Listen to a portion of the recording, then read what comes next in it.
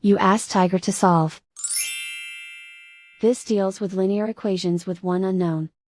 The final result is r equals 67/24. Let's solve it step by step. Simplify the expression. Expand the parentheses. Simplify the arithmetic. Multiply the coefficients.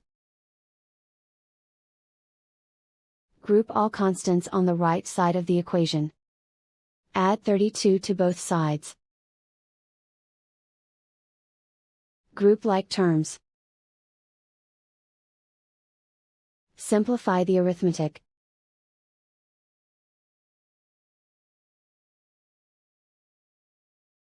Isolate the r. Divide both sides by 24. Simplify the fraction. And so the final result is r equals 67/24.